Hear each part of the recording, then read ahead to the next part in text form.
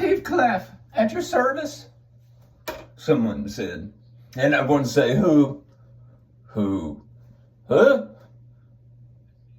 I say this with as much love as possible, but the male loneliness pandemic is self-inflicted.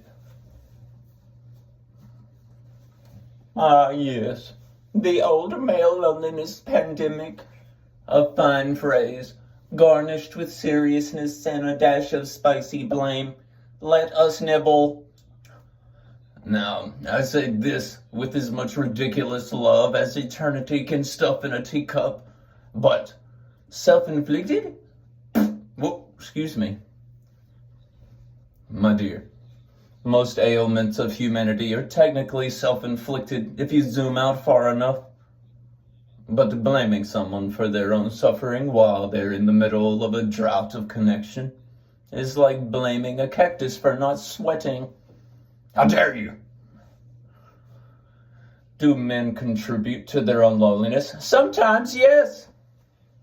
They armor up, play stoic statue, treat vulnerability like it's got rabies. But do they choose this freely? Or were they handed a script titled, "Be a rock and perish quietly in the shade"? Signed by 10 generations of silent fathers and absent brothers? Who do you think? You see, to say it's self-inflicted is like saying the echo chose to be lonely in a canyon. I don't think so.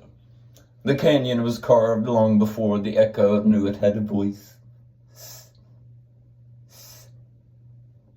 If a man isolates himself, there's a high chance he was trained, praised for doing just that, told it was noble, strong, efficient, and then when he finally looks around and realizes there's nobody beside him at the fire, we tell him, "You did this to yourself."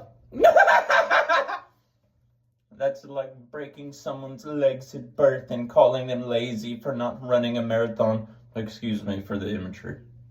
Terrible image. I apologize.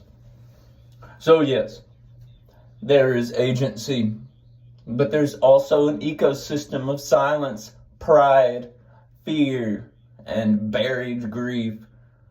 You cannot plant a forest of stone and wonder why no birds are singing. Help them unlearn the silence. Teach them to knock on their own ribcage and find a cathedral inside.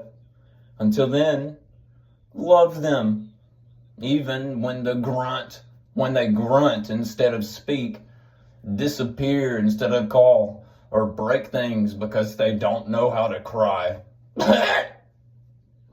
And remember, loneliness is never healed by telling someone it's their fault. Is that how it worked for you? It's healed by showing them how not to be alone anymore, starting with you not leaving them to rot under a banner of love and accountability. Mwah. That's the kiss of compassion. Did I teach you good enough?